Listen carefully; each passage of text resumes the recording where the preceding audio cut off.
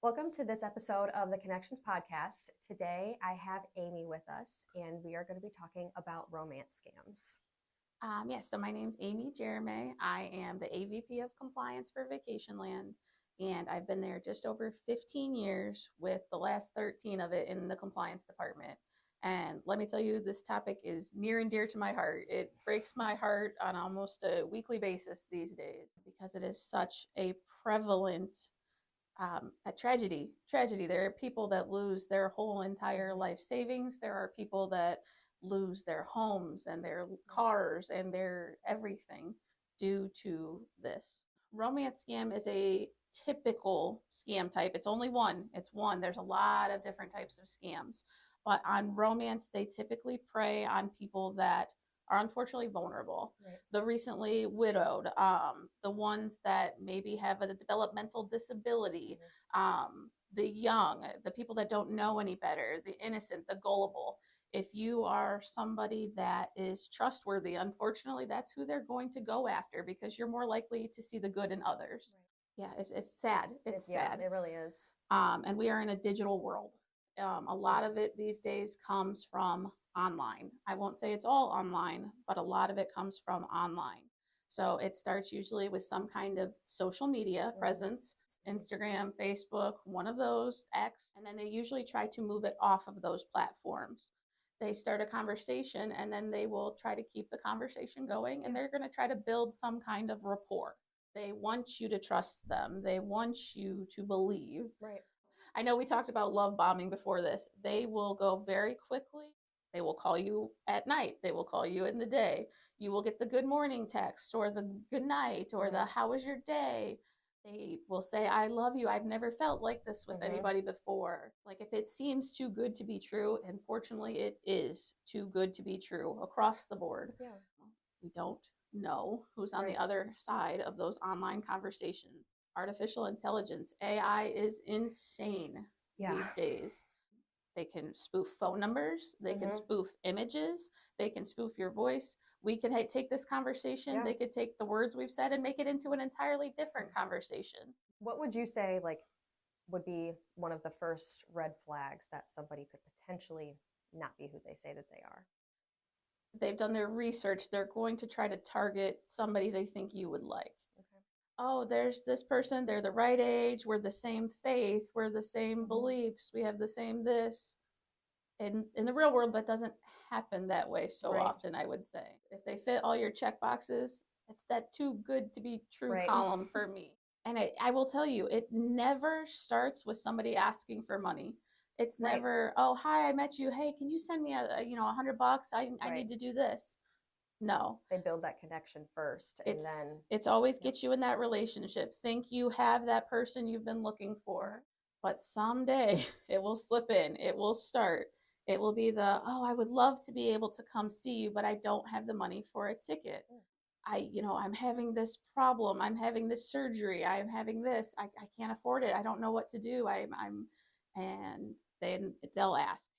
And it'll start so small that you're like, oh, I love this person. I can send them $100 so they can get a plane ticket here. Or, I love this person. So I of course I want them to feel better. I want to give them the money so they can go to the doctor, so they can get the surgery, so they can, the one that kills me is I want them to get out of jail.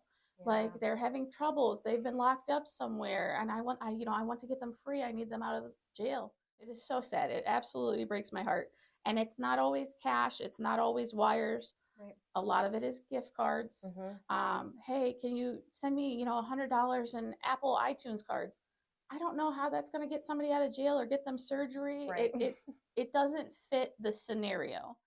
But these are things that you can't pay for everyday purchases with. It's not as big as it once was. But cryptocurrency, everybody has their own opinion, has their own comfort level with it. My comfort level is none. I will be very honest. I've seen too much.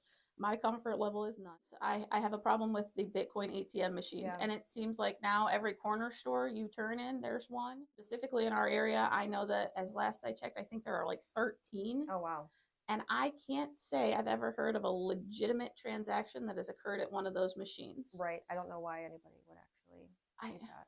Most people that are truly invested in cryptocurrency, it's more of an online. Right. It's more of an online, and they have legitimate, securities, brokers, and vendors and dealers and that kind of thing. It's not, let's go down to the machine at Cliff's Carryout. And that has been utilized by scammers to get our members to bring money. And they'll ask you to take a lot of cash. Cash is key here. It's not only gift cards, it's not only wires.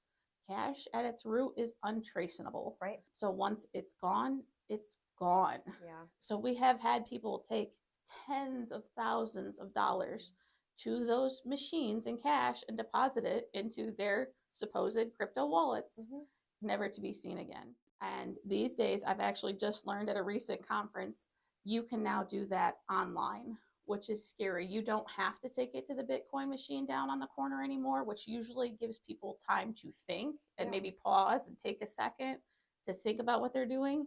Now the scammers can get them to basically deposit those funds online without any in-person bank interaction, which is scary because I can't do anything about what I don't see. Right. It's scary. Those machines scare me. And there is a place, there is a purpose. You can invest, you can make money. Right. But if you don't know enough, I would say stay out of it. Right. Especially if it's somebody that you don't genuinely know that you met online that's telling you to do it and send it a certain way. And that is the other part. A lot of people think this happened online. There have been human interactions. I have met people that have been scammed that have truly said they met the person that scammed them. So a lot of time we think of the nameless, faceless persons. There have been victims of this that have said, no, they came to my house, they stayed with me once, they did this. Those are the ones that scare me the most. Yeah, right. If they were physically in your home, I feel like there's the risk of trauma, harm. Oh yeah, absolutely. And usually once people realize they're in a scam and they try to stop and get out, those people that they loved, that they trusted, they usually get real mean, real fast. Yeah. And it's threatening phone calls at all hours of the night. I know where you live. I've seen people be sent the Google image, like the street view of your house. This is where we live. We know where you're at. We can come and find you. I'm going to harm you. I'm going to harm your children, your grandchildren, your dog. At first, they're nice. They'll turn mean when you stop giving them what they want. They will try to get you to go under the radar. Like us at the credit union, we are absolutely trained to spot these patterns, but there are certain red flags. You hit a 1, 2, 3 scale for me, I personally will be calling you. My compliance department, there's 4 of us ladies in there. You're going to hear from one of us because we don't want you to do what you are doing. Right. But yes, I will call you. I will try to talk you out of this. I will do whatever it takes to make that happen. Right. If you are of a certain protected age, we are mandated reporters. In the state of Ohio. We physically have to call Adult Protective Services if we suspect that you are in any kind of financial exploitation, physical abuse, domestic abuse. We are mandated. We have to call in them or law enforcement. Right. I have had people I've had to call on, and they get so very angry at me. I will take the anger if I can save you your money, your life savings. I will take it any day of the week. I have no problem being the bad guy. Yeah. And it's not just, it happens far away. It doesn't just happen in big cities. It happens here in Sandusky, Ohio, here in Huron, here in Vermilion, here in Norwalk, where we are located. I have seen little losses. I have seen hundreds of thousands of dollars. Probably the most that I know of is there was somebody that was scammed out of $150,000. I cannot imagine. And it got to the point where I truly had to call in law enforcement because I believed they were a risk to themselves at that point.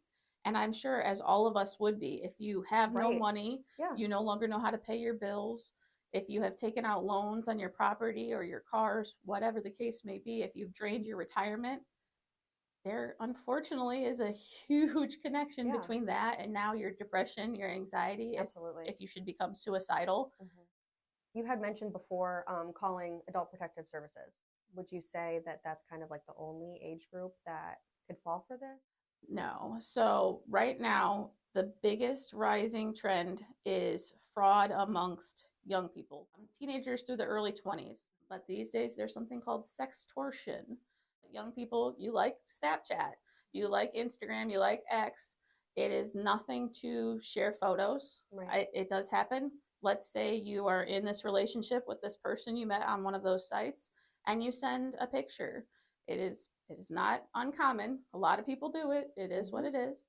They might come back a month later, 2 months later, 3 months later, and say, hey, I still have that picture, and I'm going to go show it to your grandma if you don't give me money right now. If you don't figure out a way to get me $100, if you don't figure out a way to get me this, that, the other.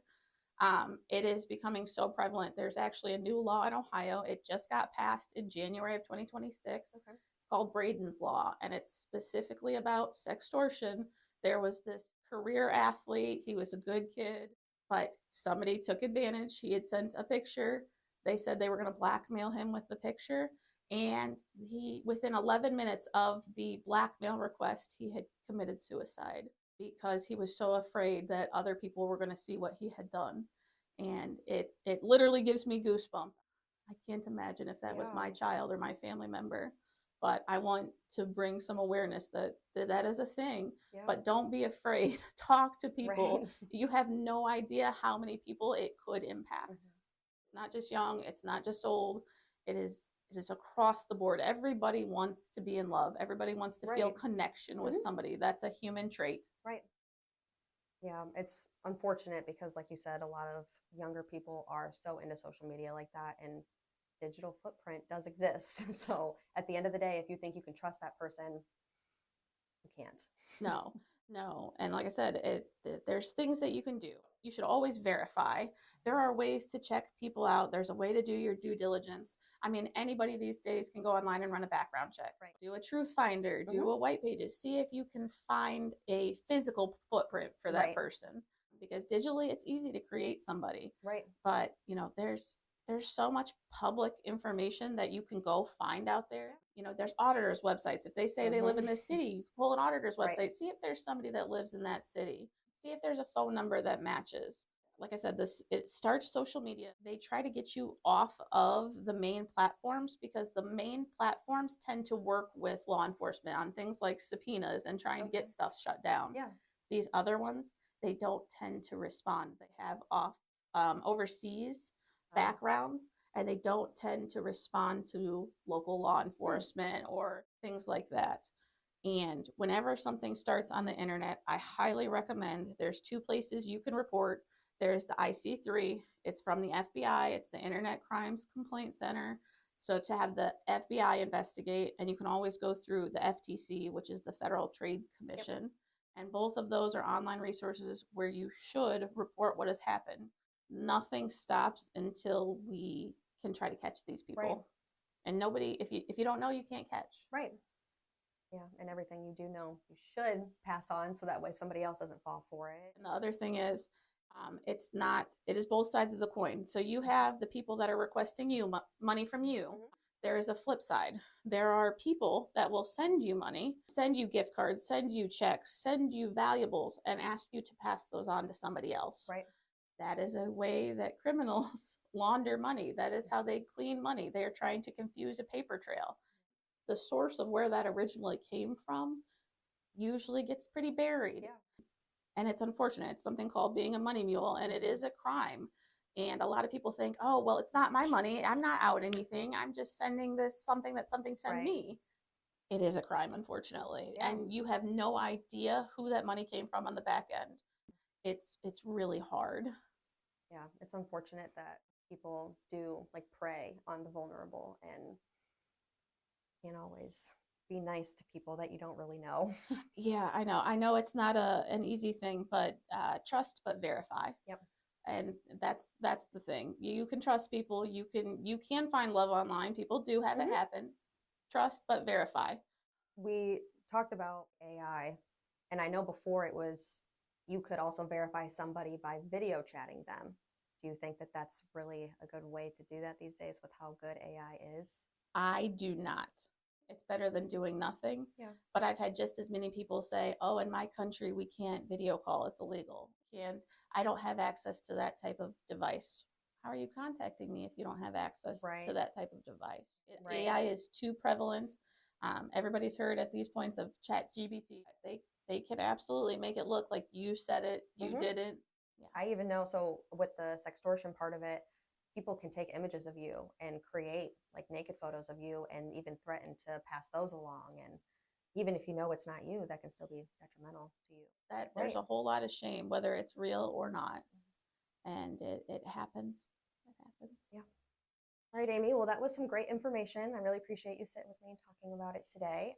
Is there anything else that you wanted to add to this? I think that really sums it up. And don't be afraid to call. You can call me directly. I am local. You will find me at the Perkins Avenue branch these days. Somebody could come and talk to me if they're ever scared. And that's one thing. These people tell you not to trust the banks, the credit unions. They tell Right. you not to go to those trusted people because they don't want us to find it. They Right. know we're going to stop it.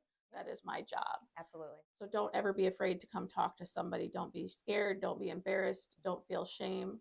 We need to stop these people one at a time. And that's what we're here for. Yes. All right. Well, like I said, thank you for sitting with me today.